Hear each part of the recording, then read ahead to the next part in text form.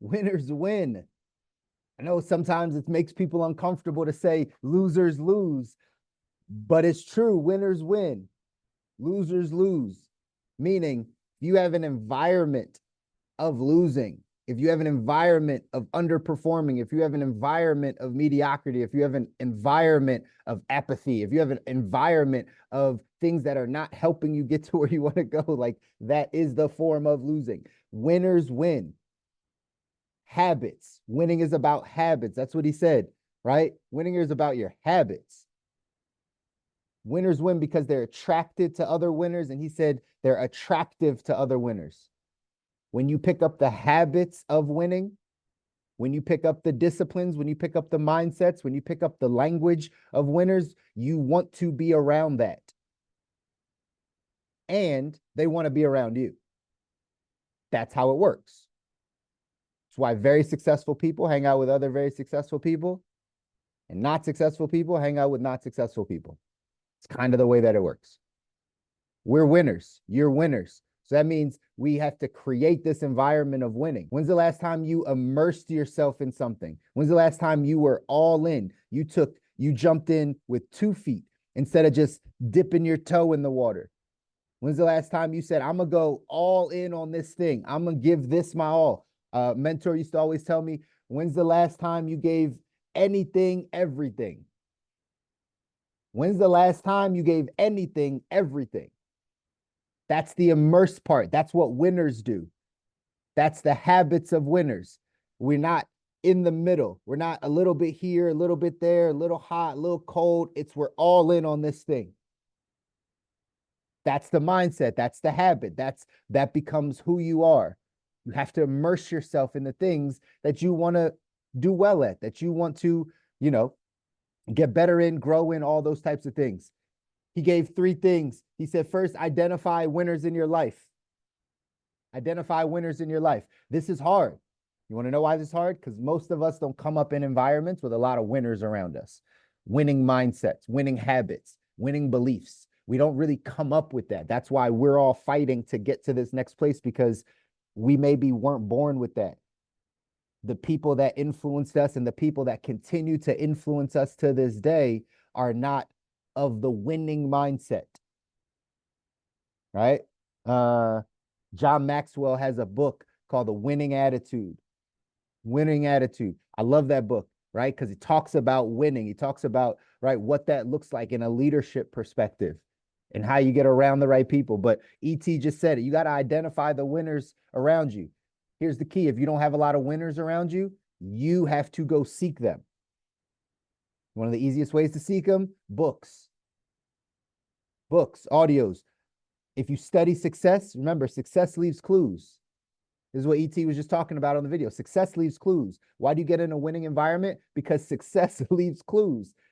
There's a big difference, right? If you're, college basketball fan, you saw, UConn's, right, back-to-back winners, champions, going for a third year, right, going for a three-peat.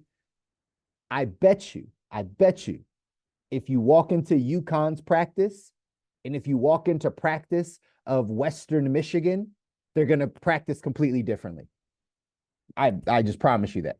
The facility is going to be different. The coaches are going to be different. The intensity is going to be different. Why? Because UConn's used to a championship.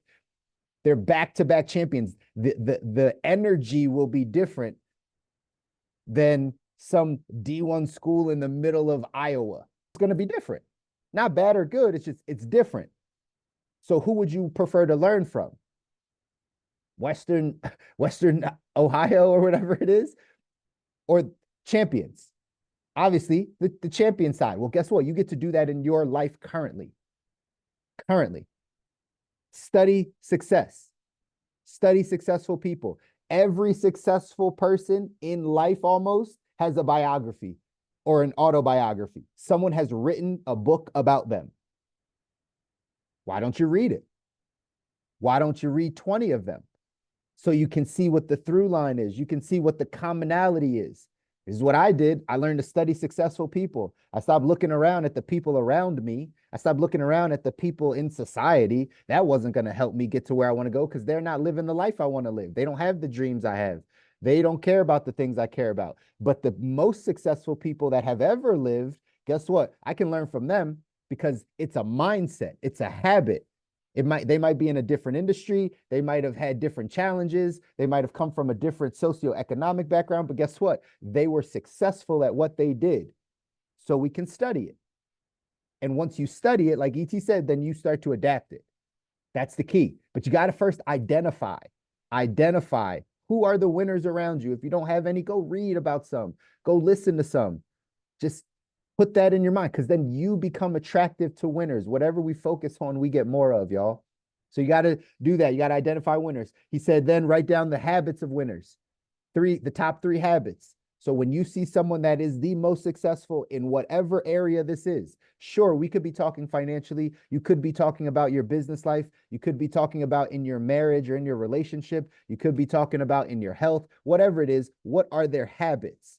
What are the top 3 things they do? If someone says, hey, I've been married for, 47 years and we've been happy and we have a successful marriage and we still love on each other and everything's still good, find out what they're doing. What have they been doing? What are their habits? I bet you it's some things opposite if you're not having those types of outcomes. That's how we study success. Sometimes we have to learn how to learn, right? Remember, this is why school programs us. But sometimes when we're at this stage of life, you have to learn how to learn. You have to teach yourself how to learn things. You have to teach yourself how to get the information that you need for your life, to go better your life. Maybe you need some emotional help. Maybe there's somebody that's just super emotionally regulated and you're not. Well, maybe you should try to find out, what are they doing? What are they listening to? How do they think, instead of saying, oh, that's them and this is me? No. Success leaves clues, and we can adapt it if you figure out the habits of winners. And then ET said you gotta implement it. Remember, knowledge is not power. Applied knowledge is power. You got to implement whatever those habits just were that you figured out. Like, oh, that's what makes them successful. Oh, I read 17 books on the most successful people in their industries, and I noticed that all of them said they had a morning routine. Huh, that's interesting. Maybe I should have a morning routine. And then I actually do it. These are the things. Once you start to get the information, ladies and gentlemen, you have to apply the information so that you can become successful. What does it say here in our text? 177 mental toughness secrets of the world class. Again, it says champions create a winning environment. This is all ET's talking about. Champions create a winning environment. It says here, have you ever noticed children of super rich families often attract misery into their lives in a variety of ways? These children are raised in an environment of extreme privilege.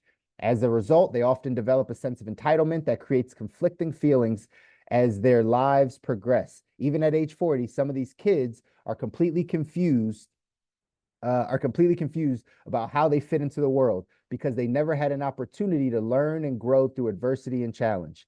Their parents purchased their problems away and left them with a gaping psychological hole. Similarly, amateur performers tend to be their own worst enemies and create misery and depression from a deep sense of disappointment with themselves. Professional performers learn to create their own environment of ongoing learning, growth, and discipline. They often discover the greatest joy in the conquering of their greatest obstacles. While amateurs do everything possible to exist in an environment of comfort, champions know the only true comfort comes from becoming the people they were meant to be by learning and growing each day. Amateurs think that they are victims of their environment and seem to thrive on blaming other people. Professional performers realize the people who programmed them did the best they could based on their level of awareness, and then take the necessary steps to reprogram themselves and create a world-class environment they deserve. You got to create this environment. If you did not come from this environment, it does not mean that you cannot create this environment. If you do not see winning people, winning environments around you, you have to create it. You have to seek it out. This is what it means by doing the work to design our ideal life. It's work. It's not just going to fall on you. It's not just going to, oh, all of a sudden I was just sitting here and then all these winners were attracted to me. No, right? You have to create the habits. Right? You have to do the things that then attract you to the people that are doing similar things, thinking similar ways, moving in similar directions. That's how you, and then you stay close to them. This is a key because I see too many people. You identify a winner somewhere in your life, and whether it's pride, whether it's fear, whatever it is, ego, you don't get closer. You don't get closer. You don't say, hey, I realize I probably need some of this, so let me stay closer to the fire. Let me be active at reaching out to this person, at adding value to this person so I can be in their environment. We don't do that all the time. Maybe it's because we prefer comfort. We prefer the comfortable environment. We don't want people to push us, to hold us accountable, right? We feel a little insecure when we're around the people that, maybe are doing better than us financially or better than us in certain areas. So that's why we shy away a bit. But if we really want to go off and design our ideal life, design the life you don't need a break from, really change your life. I know we talk about that, but like really, if you really want to change your life, you have to start doing these things that make you uncomfortable. And it might start with identifying successful environments and immersing yourself in it. Immersing yourself into successful environments, whatever that looks like in your life. Whatever that looks like. We all have different environments. We all have different circumstances. We all have different things that we're striving for. But I promise you, if you can find winning environments, if you can find a winning environment in your health, right, in your health life, somebody at the gym, multiple people at the gym, multiple people that are paying attention to certain things in their health, you will get better. In business, you guys know we're in the money business. If you get around people that talk money, that understand money, that think about this stuff, that are entrepreneur minded, if you get around them, you will, that creates the environment that you need to flourish. Coaching another person, and we're having this conversation, right? One of the biggest struggles with people that are stepping into entrepreneurship is they hang out with people that have jobs. It's just, if you want to be an entrepreneur, if you want to step into this life, then why are we hanging out only with people that have 9-to-5s? They might talk that they wish all they want, that they want to step out. But if they're not actively doing it, then they're literally in a mindset that's opposite of where you're going. So why do we keep ourselves there? Maybe it's because it's comfort. Maybe it's because we're scared. Who knows? But we have to be intentional about creating the environments we need to go win. Have to be intentional about it. Mark Cain, this quote says, the first step towards success is taken when you refuse to be a captive of the environment in which you first find yourself. We're not captive in our environment. You can change your environment. The action step in the book for today says, make a commitment to upgrade your environment, beginning with the people around you. Limit your exposure to neutral and negative people, remembering that consciousness is contagious.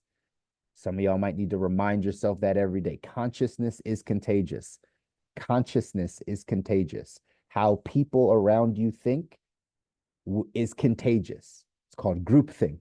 You ever get to a job, you ever get to a place where everyone starts having similar thoughts? It's groupthink. How do you get away from that? You get into different environments and limit yourself to that. It says befriend a champion and spend as much time with this person as possible. I promise this will raise your level of expectation.